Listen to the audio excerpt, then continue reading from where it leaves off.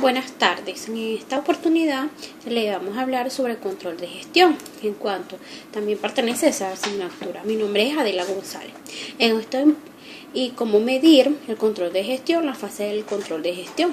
Para comenzar hablando sobre el control de gestión, tenemos que tener en cuenta primero los principales términos que hacen referencia al control de gestión, como por ejemplo planear y organizar.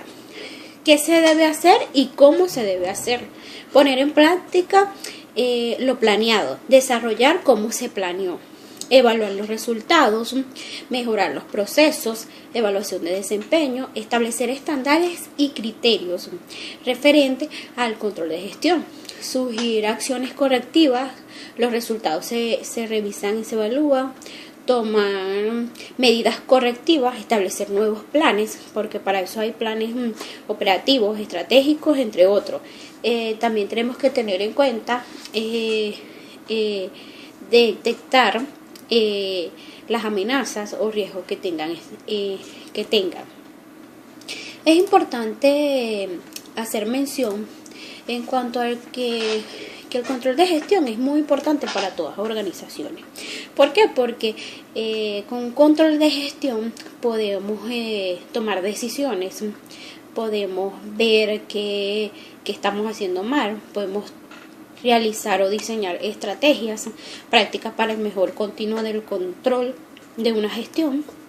Y también es bueno porque se puede diseñar también indicadores de gestión en cuanto para medir el control de gestión, eficiencia y eficacia del mismo. Principalmente tenemos que tener en cuenta las fases del control de gestión. Muchos autores o en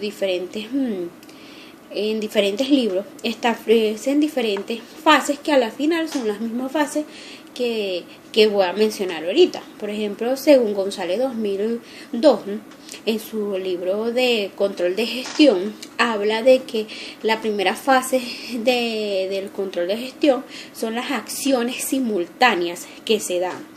Estas acciones simultáneas que se dan es en cuanto a qué: modernizar lo existente, tener un cuadro de mando, contabilidad más orientada. Eso es cuando se habla de las acciones simultáneas.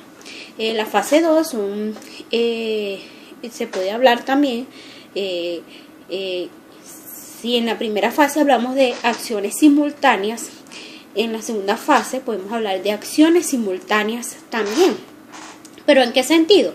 En el sentido de una contabilidad analítica, de un desarrollo del cuadro de mando. El cuadro de mando es muy importante porque, por ejemplo, gerente, analista, asistente y apoyo. O sea, esos son los cuadros de mando que debemos establecer. La tercera fase es la puesta en marcha.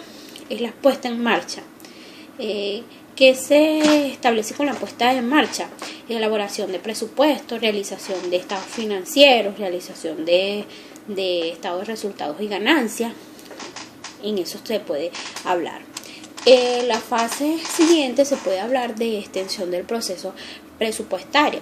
¿Por qué? Porque es muy importante crecer en el plan operativos anuales. Hay planes de acciones, pero los planes más importantes son los operativos.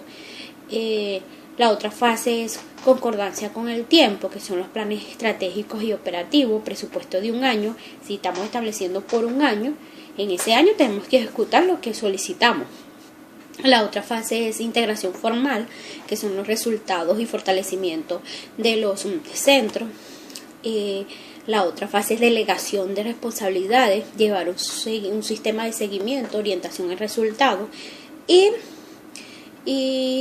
esa es la última fase. O sea, las fases de control, todo viene siendo de establecer un plan operativo, de ese plan operativo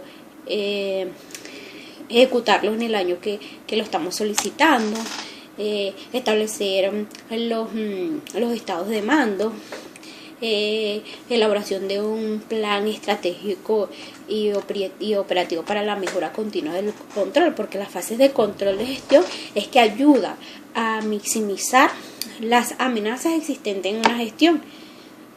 ¿Con el fin de qué?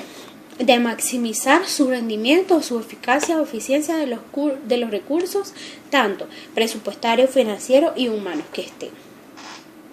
Para hablar de la medición del control de gestión, tenemos que comenzar hablando de que sin medición no podemos establecer metas de mejoramiento ni realizar seguimientos que indiquen si estamos cerca de la meta o si ya los cumplimos, porque por eso es que hay un dicho: lo que no se mide no se puede mejorar.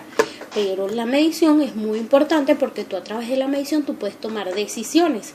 En cuanto, si tú no mides, no sabes si la meta la estás cumpliendo o no la estás cumpliendo. Pero para comenzar a medir, tú tienes que tener identificado el parámetro o el punto crítico